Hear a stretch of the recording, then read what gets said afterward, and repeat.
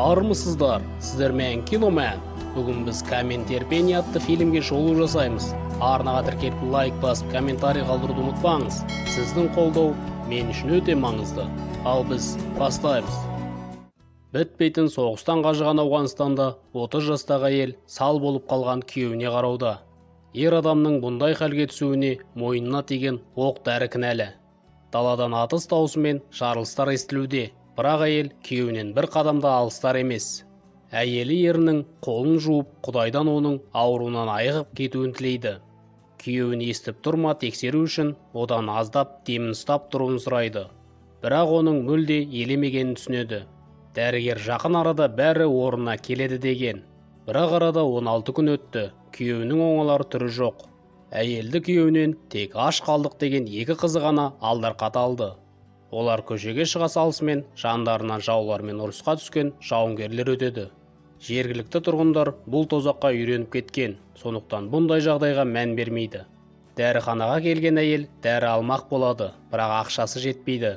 Дәрі сатушы оған дәріні қарызға беруден бас тартқандықтан үйіне қайтады. Үйіне келіп, күйеуінің қарны аштығын алдарқату үшін тұздалған тәтті су береді. Күйеуінің есі жатқандығына қарамастан, әйел онымен сөйлесіп, далаға шығып әпкесінің үйіне бару үшін рұқсат сұрайды.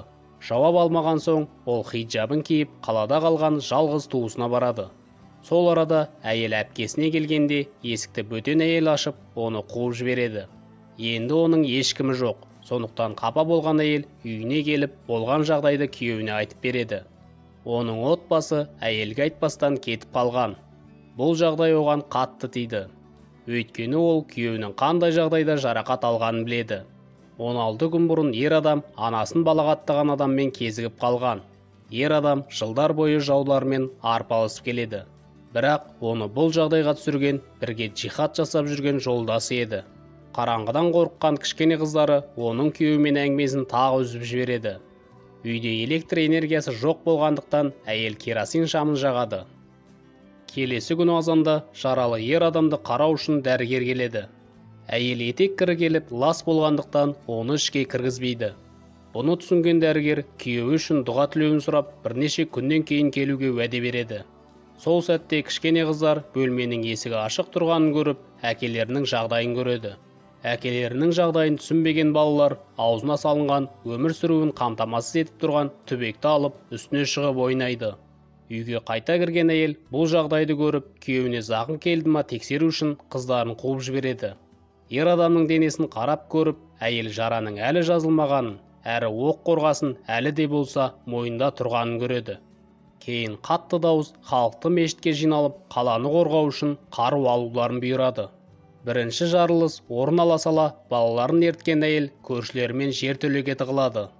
Тасада тығылып жатып олар радионы қосып қашан шығуға болатынын күтуде.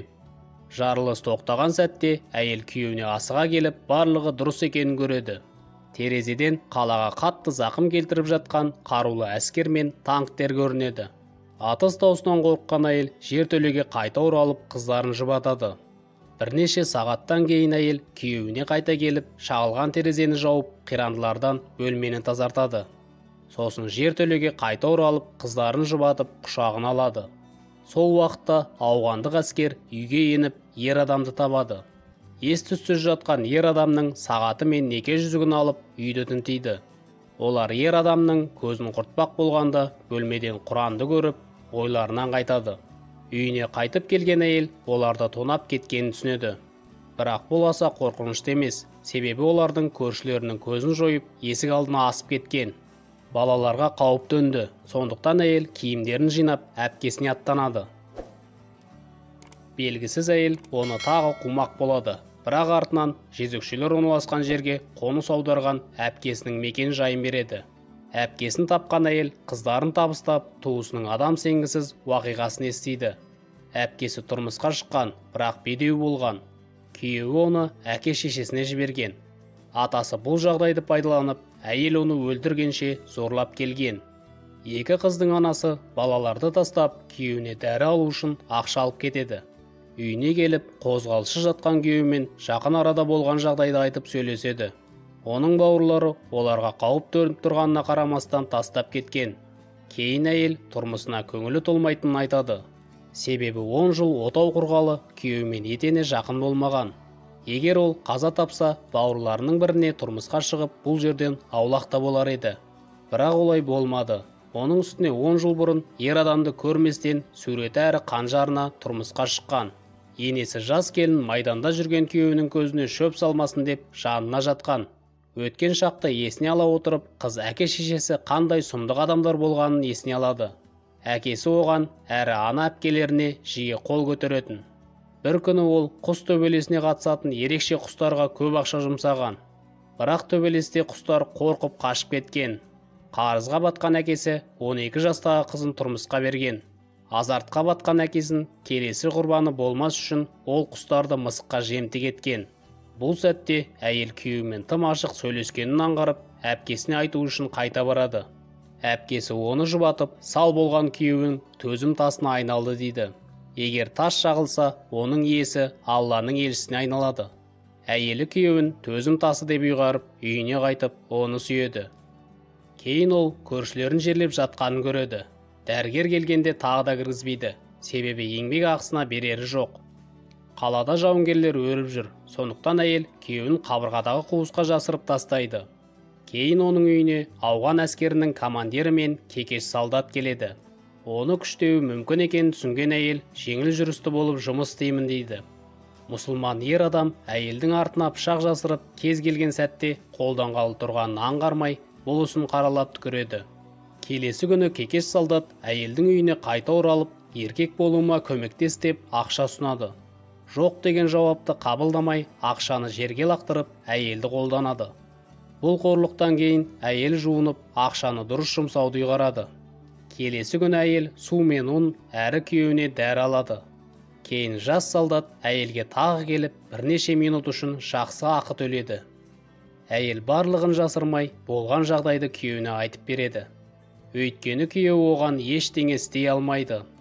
Кездесу тек бірнеше минут болса да, күйеуімен болғаннан әлде қайда жақсы.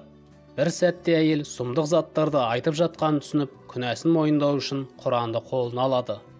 Келесі күн азанда ол бұзылған қаша жөнделгенін көреді. Оны істеген әйелмен бірнеше минутта аңсаған жас солдат еді. Жігіт командирдің мазағына ұшыраған, денесін темекіден қалған тыртықтар басқан. Оны түсінген әйел қолына өз еркімен қару алмаған кекеш солдатты жұбатады. Әпкесімен тағы кездескен әйел адам пайғамбар болып туылмайтынын, уақыт өте болатынын, әрі олардың өздеріне тән кемшіліктері болатын біледі. Үйіне қайта оралып, ол ғашық солдаттың алтын алқа мен жеміс жидек тастап кеткенін көреді. Әйел өзін тек сонымен бақытты сезінетінін, бірақ күйеуінің алдында кінәлі болатынын түсінеді. Қозғалыссыз жатқан күйеуін аймалап құшақтап жатып, соншалық төмендегенін түсініп, күнәсі үшін кешірім сұрайды. Кейін әйел күйеуіне осы уақытқа дейін сақтап келген сұмдық құпиясын ашады. Аяғы ауыр кезде ол қызынан құтылмақ болып, сәбиді аяғымен тұншықтыра жаздаған. Бұған себеп күйеуінің бедеулігі, оны еріне айта алмаған. Әйел үйі мен атағынан айырылғысы келмей, жезөкшелерді басқаратын еркекпен кездесіп жүрген. Кейін оны енесіне емші деп таныстырып, жұмысы үшін ақша төлеткен. Негізінде әйел еркекпен қараңғы бөлмеде, түрінде есімін де білместен төсектес болған. Ол қыздарының әкесі кім екенін, әрі бұл бір адам екенін де білмейді. Ащы да жан түршігерлік шындықты естіген ер адам есін жиып, әйелге шабуыл жасайды. Пышақты қолына алған әйел күйеуін өлтіріп, төзім тасын шағып, пайғамбар болдым деп сандырақтайды. Сол уақытта жас солдат ғашығына келіп, болған қылмыстың куәгері болады. Осылай фильм аяқталады. Арнаға тіркеліп лайк басып, комментарий қалдыруды ұмытпаңыз. Сіздермен Киномен.